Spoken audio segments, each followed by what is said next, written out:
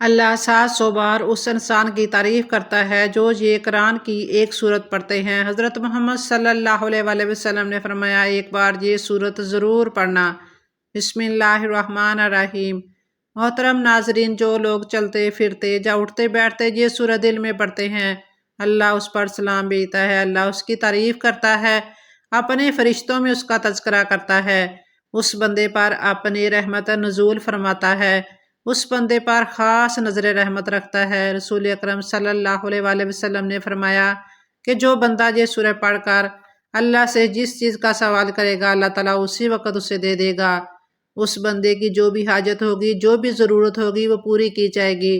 تمام تعریفیں اللہ ہی کے لیے جو تمام جہانوں کا مالک ہے۔ بے شک تمام تعریفیں اس رحمان ذات کے لیے جس نے کائنات اور اس کے نظام کو قائم کیا۔ سب سے بڑا کرم یہ ہے کہ اس نے ہمیں اشرف المخلوقات بنایا، پھر دین اسلام جیسی خوبصورت نعمت سے نوازا، پھر نظام زندگی کو قائم کرنے کے لیے زرخیز زمین اور شجر بنائے، پھل میوے خوراک مہیا کی۔ زمین میں توازن کے لیے اس میں پہاڑوں کی صورت میں گاڑی، سمندر اور دریا بنائے، آسمان سے بارش جیسی رحمت برسائی، چاند سورج ستاروں سے آسمان کو مزین کیا، چرند پرند چوپائے بنائے۔ حتیٰ کہ اگر ہم انفرادی طور پر اپنے آپ پر غور کریں تو اللہ نے ہمیں بہترین توازن کے ساتھ پیدا کیا۔ ہمارے جسم کے ہر ایک اعضاء کو درست اور سالم بنایا، نیز اندرونی اعضاء کو بہترین طور سے فعال بنایا۔ پھر رشتے ناطے، خوشیاں، مسرتیں، دولت، صحت عطا کی۔ یہ سب رزق کے زمرے میں آتا ہے۔ حقیقت تو یہ ہے کہ ہم اس ذلیل القدر اس پاک ذات کی نعمتوں کا شمار ہی نہیں کر سکتے۔ دراصل اس دنیا کے تمام سمندروں کو سیاہی اور درختوں کو قلم بھی بنا دیا جائے تو وہ بھی اللہ سبحانہ و تعالیٰ کی تعریف میں ایک حرف بھی نہیں لکھ سکتے۔ ہمارے جسم کا رواں رواں خون کا قطرہ قطرہ اس پاک ذات کا شکر گزار ہونا چاہیے۔ تمام اچھے کام اللہ ہی کی طرف سے ہیں اور بے شک تمام تعریفیں اس مالک الحق کے لیے ہیں۔ رب العالمین، اس جملے پر اگر غور کیا جائے تو معلوم ہوگا کہ جہاں اللہ کسی خاص دنیا یا مخصوص جہاں کے بارے میں بات نہیں کر رہا، بلکہ ان تمام جہانوں کا ذکر کر رہا ہے جو ظاہر و پوشیدہ ہیں۔ وہ اللہ عالم ایسے کتنے جہان، کتنی کائنات موجود ہیں جو صرف اور صرف اسی کے علم میں اور اسی کی تخلیق کردہ ہیں۔ ہمارے پیارے نبی حضرت محمد صلی اللہ علیہ وسلم کی محبت ہمارے ایمان کا لازمی جز ہے، جس کے بغیر ایمان مکمل ہی نہیں ہوتا۔ سورہ توبہ میں ارشاد باری تعالیٰ ہے، اے نبی صلی اللہ علیہ وآلہ وسلم، اگر تمہارے ابا و اجداد اور تمہارے بیٹے، تمہارے بھائی اور تمہاری بیویاں اور تمہارا خاندان اور وہ مال جو تم کماتے ہو اور وہ تجارت جس کے نقصان کا تمہیں ڈر ہے اور وہ گھر جو تمہیں پسند ہے، تمہیں اللہ اور اس کے رسول اور اللہ کے راستے میں جہاد سے زیادہ محبوب ہے، تو اللہ کے عذاب کا انتظار کرو اور اللہ فاسقوں کو ہدایت نہیں دیتا۔ نبی کریم صلی اللہ علیہ وآلہ وسلم کا ارشاد گرامی ہے، تم میں سے کوئی اس وقت تک مومن نہیں ہو سکتا جب تک میں اس کے والدین، اس کی اولاد اور تمام لوگوں سے زیادہ محبوب نہ ہو جاؤں۔ بلا شبہ آپ صلی اللہ علیہ وآلہ وسلم کی ذات ہی سب سے بڑھ کر محبت کیے جانے کے قابل ہے۔ اللہ تعالیٰ نے آپ صلی اللہ علیہ وآلہ وسلم کی اداؤں کو قرآن پاک کا حصہ بنا دیا۔ آپ صلی اللہ علیہ وآلہ وسلم کے چہرے کا آسمان کی طرف اٹھنا، آپ صلی اللہ علیہ وآلہ وسلم کا کلام، آپ صلی اللہ علیہ وآلہ وسلم کے شہر جنگیں اور فتوحات، قیام اللیل، دعوت تبلیغ، معراج، آپ صلی اللہ علیہ وآلہ وسلم کے صحابہ رضی اللہ تعالیٰ عنہ، اہل بیت، آپ صلی اللہ علیہ وسلم کی ہجرت، اخلاق، غرض پوری زندگی قرآن نے بیان کر دی۔ کہیں آپ صلی اللہ علیہ وسلم کی رضا میں اللہ کی رضا بتائی گئی۔ اگر آپ صلی اللہ علیہ وآلہ وسلم چادر لپیٹ لیں تو اللہ پاک نے مزمل اور مدثر کہہ کر مخاطب کیا۔ کہیں شاہد، کہیں مبشر تو کہیں نذیر پکارا گیا۔ سراج منیر جیسے القابات سے نوازا گیا۔ اللہ کو تو یہ بھی پسند نہیں کہ کوئی اس کے محبوب صلی اللہ علیہ وسلم کے سامنے بلند آواز سے بات کرے۔ انہیں روز محشر شفاعت کرنے والا بنایا گیا، حوض کوثر اور مقام محمود سے نوازا گیا۔ حضرت انس رضی اللہ تعالیٰ عنہ فرماتے ہیں، تین چیزیں ایسی ہیں کہ جس میں ہوں اس نے ایمان کی حلاوت پالی۔ ایک وہ شخص جس کو اللہ اس کا رسول صلی اللہ علیہ وسلم سب سے زیادہ محبت ہو، دوسری یہ کہ جس سے محبت اللہ کے لیے ہے، اور وہ شخص کے جس سے اللہ نے کفر سے بچا لیا اور وہ اس کی طرف لوٹنے کو اس طرح ناپسند کرے جس طرح وہ آگ میں ڈالے جانے کو ناپسند کرتا ہے۔ گویا حب رسول اللہ صلی اللہ علیہ وسلم کے بغیر حلاوت ایمانی کا پانا نامکمل ہے۔ اسی طرح خالی کھوکھلے دعووں سے سچا عاشق رسول نہیں بنا جا سکتا۔ حقیقی عاشق رسول صلی اللہ علیہ وسلم تو وہی ہے جو آپ صلی اللہ علیہ وسلم کے لائے ہوئے پیغام پر عمل پیرا ہو، آپ صلی اللہ علیہ وسلم کی سنتوں کا اتفاق اور آپ صلی اللہ علیہ وسلم کو عزیز جان سمجھے۔ حدیث نبوی صلی اللہ علیہ وسلم ہے کہ جس نے میری سنت سے محبت کی اس نے مجھ سے محبت کی، جس نے مجھ سے محبت کی وہ میرے ساتھ جنت میں ہوگا۔ حضور اکرم صلی اللہ علیہ وسلم صحابہ کرام رضی اللہ تعالیٰ عنہ کے ساتھ تشریف فرماتے ہیں۔ ایک دیہاتی حاضر ہوا اور کہا، یا رسول اللہ صلی اللہ علیہ وسلم قیامت کب آئے گی؟ آپ صلی اللہ علیہ وسلم نے ارشاد فرمایا، تم نے اس کے لیے کیا تیار کر رکھا ہے؟ اس نے عرض کیا، میں نے اس کے لیے زیادہ نماز، زیادہ روزے، صدقے کا سامان تو نہیں کیا، مگر میں اللہ اور اس کے رسول صلی اللہ علیہ وسلم سے محبت رکھتا ہوں۔ اس پر رسول اللہ صلی اللہ علیہ وسلم نے ارشاد فرمایا، قیامت والے دن وہ آدمی اسی کے ساتھ ہوگا جس سے وہ محبت رکھتا ہے۔ حضرت انس رضی اللہ تعالیٰ عنہ فرماتے ہیں کہ میں نے مسلمانوں کو اسلام لانے کے بعد کسی بات پر اتنا خوش ہوتے نہیں دیکھا جتنا اس بات پر وہ خوش ہوئے۔ کیسی عظیم اور خوش نصیب جماعت تھی۔ صحابہ کرام رضی اللہ تعالیٰ عنہ کے نزدیک تو اللہ کے رسول صلی اللہ علیہ وسلم سے محبت، ان کا اتفاق اور ان پر جان نشاور کرنا ہی زندگی کا حاصل تھا۔ حضرت عبداللہ بن مسعود رضی اللہ تعالیٰ عنہ سے راوی ہے کہ رحمت عالم صلی اللہ علیہ وسلم نے فرمایا، قیامت کے دن لوگوں میں سب سے زیادہ مجھ سے قریب وہ لوگ ہوں گے جو کثرت سے یہ سورت پڑھنے والے ہوں گے۔ اللہ تعالیٰ اس سورت پڑھنے والوں کو بہت سے انعامات اور فوائد سے نوازتے ہیں۔ اللہ تعالیٰ خوش ہو کر بڑھا چڑھا کر ان پر رحمت نازل فرماتے ہیں۔ جو بندہ زمین پر یہ سورت پڑھتے ہیں تو فرشتے آسمان پر جا کر ان کا تذکرہ کرتے ہیں۔ نبی اکرم صلی اللہ علیہ وسلم نے فرمایا کہ جو یہ سورت پڑھے گا اللہ تعالیٰ اس پر 100 بار رحمت نازل فرمائے گا۔ حضرت سیدنا ابو الحسن شاذ علی رحمۃ اللہ علیہ کے جنگل میں تھے کہ اچانک ان کے سامنے ایک درندہ آ گیا۔ ان کو اپنی جان کی فکر پڑ گئی، بس انہوں نے خوف زدہ ہو کر نبی اکرم صلی اللہ علیہ وسلم کی ذات مقدس پر اس کی برکت سے آپ کو اس درندے سے نجات ملی اور آپ کی جان بچ گئی۔ درود شریف ہمارے لیے ایک مکمل معلم بھی ہے، ایک استاد بھی ہے، ایک ڈاکٹر بھی ہے، ایک حکیم بھی ہے، ایک راستہ نجات بھی ہے۔ جانی دنیا میں رہتے ہوئے اور زندگی گزارتے ہوئے ہمارے لیے سب کچھ ہے۔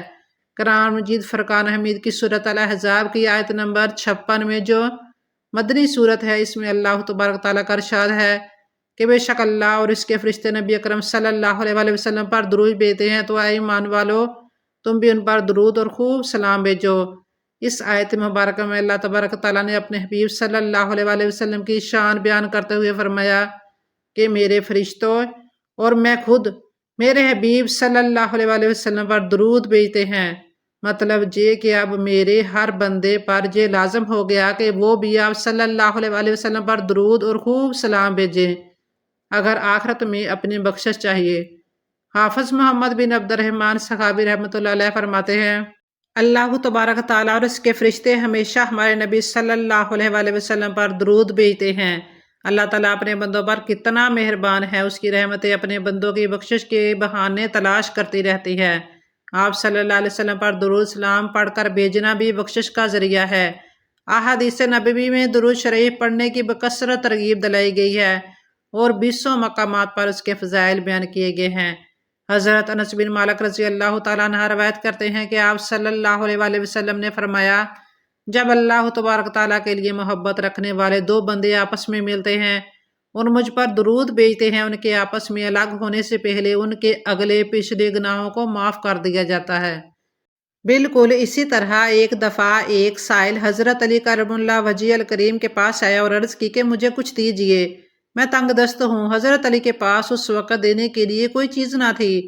آپ نے 10 بار درود پڑھ کر سائل کی ہتھیلی پر پھونک مار کر فرمایا، ہتھیلی بند کر دو۔ سائل نے باہر جا کر جب ہتھیلی کھولی تو سونے کے دیناروں سے بری پڑی تھی۔ ایک عورت نے حضرت خواجہ حسن بصری رحمۃ اللہ علیہ کی خدمت میں حاضر ہو کر عرض کی کہ میری بیٹی فوت ہو گئی ہے، میں چاہتی ہوں کہ خواب میں اس کے ساتھ ملاقات ہو جائے۔ حضرت حسن بصری رحمۃ اللہ علیہ نے فرمایا، نماز عشاء کے بعد 4 رکعت نفل پڑھ اور ہر رکعت میں فاتحہ شریف کے بعد سورہ تکاثر 1 مرتبہ پڑھ کر لیٹ جا اور نبی کریم صلی اللہ علیہ وسلم پر درود پاک پڑھتی سو جا۔ اس عورت نے ایسا ہی کیا۔ جب سو گئی تو اس نے خواب میں اپنی لڑکی کو دیکھا کہ وہ عذاب میں مبتلا ہے۔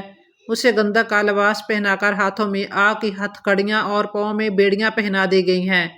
وہ گھبرا کر بیدار ہوئی اور خواجہ حسن بصری رحمۃ اللہ علیہ کی خدمت میں حاضر ہو کر واقعہ بیان کیا۔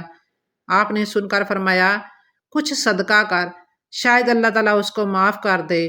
بعد ازاں حضرت خواجہ حسن بصری رحمۃ اللہ علیہ نے خواب میں دیکھا کہ ایک باغ جس میں ایک تخت بچھا ہوا ہے، اس پر ایک لڑکی بیٹھی ہوئی ہے اور اس کے سر پر نورانی تاج ہے۔ اس نے دیکھ کر عرض کی، حضرت آپ مجھے پہچانتے ہیں؟ خواجہ حسن نے فرمایا، نہیں۔ یہ سن کر لڑکی نے عرض کی، حضرت جیسے میری والدہ نے بیان کیا تھا اسی طرح صرف میری حالت ہی نہیں بلکہ اس قبرستان میں 70,000 مردہ تھے جن کو عذاب ہو رہا تھا۔ اب دیکھیں، ایک شخص کے درود پاک پڑھنے کی برکت سے اس قبرستان میں موجود سارے لوگوں کی بخشش ہو گئی۔ یہ ہے درود پاک پڑھنے کی برکت اور فضائل۔ اس لیے جتنا ہو سکے درود پاک کے نذرانے آپ صلی اللہ علیہ وآلہ وسلم کے حضور پیش کرتے رہیں۔ سرکار مدینہ صلی اللہ علیہ وآلہ وسلم کا فرمان عالی شان ہے کہ جو شخص مجھ پر ایک بار درود پاک پڑھے گا، اللہ تبارک تعالیٰ اس پر 10 بار رحمت نازل فرمائے گا۔ جو شخص 10 بار درود پڑھے گا، اللہ تبارک تعالیٰ اس پر 100 رحمت نازل فرمائے گا، اور جو شخص مجھ پر 100 بار درود پڑھے گا، اللہ تبارک تعالیٰ اس کی دونوں آنکھوں کے درمیان لکھ دیتا ہے کہ یہ نفاق اور جہنم کی آگ سے آزاد ہے، اور اسے بروز قیامت شہداء کے ساتھ رکھا جائے گا۔ حضور پر نور صلی اللہ علیہ وآلہ وسلم پر درود پاک پڑھنے کی برکت کا ایک خوبصورت واقعہ پیش خدمت ہے کہ حضرت عمر بن خطاب رضی اللہ تعالیٰ عنہ کے دور خلافت میں ایک شخص تھا جو بہت مالدار تھا، لیکن اس کا کردار اور اس کا اخلاق اچھا نہیں تھا، جبکہ درود پاک سے اسے بہت محبت تھی۔ وہ کبھی بھی درود پاک پڑھنے سے نہیں رہتا تھا۔ جب اس کی زندگی کا آخری وقت قریب آیا تو اس کا چہرہ سیاہ ہو گیا تھا اور بہت زیادہ تنگی لاحق ہو گئی۔ اسی حالت میں اس نے التجا کی کہ اے اللہ تبارک تعالیٰ کے حبیب صلی اللہ علیہ وآلہ وسلم، میں نے تو درود پاک پڑھنے میں کبھی کوتاہی نہیں کی، پھر میرے ساتھ ایسا کیوں؟ اچانک ایک پرندہ آسمان سے اڑتا ہوا آیا اور اپنا پر اس کے چہرے پر پھیرا تو چہرہ نور سے منور ہو گیا اور ایک خوشبو سی پھیل گئی۔ اس طرح وہ ایمان کی حالت میں دنیا سے رخصت ہو گیا۔ کسی نے خواب میں دیکھا کہ وہ زمین اور آسمان کے درمیان چل رہا ہے اور قرآن مجید کی یہ آیت مبارکہ پڑھ رہا ہے، جس کا ترجمہ یہ ہے کہ بے شک اللہ تبارک تعالیٰ اور اس کے فرشتے نبی صلی اللہ علیہ وآلہ وسلم پر درود بھیجتے ہیں، تو اے ایمان والو تم بھی ان پر درود بھیجو اور خوب سلام بھیجو۔ مطلب یہ ہے کہ اس کا کردار اخلاق اچھے نہ تھے، لیکن درود پاک کی برکت سے نہ صرف اس کا چہرہ منور ہو گیا بلکہ وہ ایمان کے ساتھ دنیا سے رخصت ہو گیا۔ دوستو، درود پاک کی کثرت سے ہماری دنیا بھی آباد ہو جائے گی اور آخرت بھی سنور جائے گی۔ بروز محشر جب نامہ اعمال تولے جائیں گے، اگر کسی مومن کی نیکیاں کم ہو جائیں گی اور گناہوں کا پلڑا بھاری ہو جائے گا تو وہ مومن پریشانی کے عالم میں جہاں وہاں دیکھ رہا ہوگا کہ اچانک آپ صلی اللہ علیہ وآلہ وسلم میزان پر تشریف لائیں گے اور چپکے سے اپنے پاس ایک بند پرچہ مبارک اس کی نیکیوں کے پلڑے میں رکھ دیں گے، جس سے رکھتے ہی اس کی نیکیوں کا پلڑا بھاری ہو جائے گا۔ اس شخص کو معلوم ہی نہیں ہوگا کہ یہ کون تھے جو اس کا بیڑا پار کر گئے۔ جب وہ آپ صلی اللہ علیہ وسلم کو دیکھے گا کہ اتنے سخی اور اتنے حسین و جمیل، تو پوچھے گا کہ آپ صلی اللہ علیہ وسلم کون ہیں؟ آپ نے مجھ پر کرم فرما کر مجھے جہنم کا ایندھن بننے سے بچا لیا، اور اس پرچے میں کیا تھا جو میری نیکیوں کے پلڑے میں رکھا تھا؟ تو ارشاد ہوگا کہ میں تمہارا نبی ہوں اور اس پرچے میں وہ درود پاک ہے جو تم مجھے بھیجا کرتے تھے۔ تو اس سے یہ پتہ چلتا ہے کہ ہم جو درود شریف پڑھ کر آپ صلی اللہ علیہ وآلہ وسلم کی بارگاہ میں بھیجتے ہیں، وہ نہ صرف پہنچتے ہیں بلکہ ہمیں ان کا اجر بھی ملتا ہے۔ اللہ والو، جتنا ہو سکے درود شریف کو اپنی زندگی کے معمول کا ایک حصہ بنا لیں۔ جب آپ کو اس کو معمول کے ساتھ پڑھنا شروع کر دیں تو آپ کو اپنی زندگی میں نمایاں تبدیلی آتی ہوئی محسوس ہوگی۔ درود شریف پڑھنے کے بعد آپ نے سورہ اخلاص پڑھنی ہے۔ بسم اللہ الرحمن الرحیم، قل هو اللہ احد، کہہ دو وہ اللہ ایک ہے، اللہ الصمد، اللہ بے نیاز ہے، لم یلد ولم یولد، نہ اس کی کوئی اولاد ہے اور نہ وہ کسی کی اولاد، ولم یکن لہ کفوا احد، اور اس کے برابر کا کوئی نہیں ہے، اور جب یہ دعا کریں تو اس میں درود پاک کو شامل کر لیں، پھر دیکھیں آپ کی دعا کیسے قبول ہوتی ہے۔ درود و پاک کے فضائل و برکات کی تعداد لامحدود ہے۔ درود و پاک کی سب سے بڑی فضیلت یہ ہے کہ اس کی برکت سے بندے کو اللہ تبارک تعالیٰ اور اس کے حبیب کریم صلی اللہ علیہ وآلہ وسلم کا قرب حاصل ہوتا ہے۔ ترمذی شریف میں حضرت ابن مسعود رضی اللہ تعالیٰ عنہ سے روایت ہے کہ رسول اللہ صلی اللہ علیہ وآلہ وسلم نے فرمایا، قیامت میں میرے سب سے زیادہ قریب اور میری شفاعت کا سب سے زیادہ حقدار وہ ہوگا جس نے سب سے زیادہ مجھ پر درود پڑھا ہوگا۔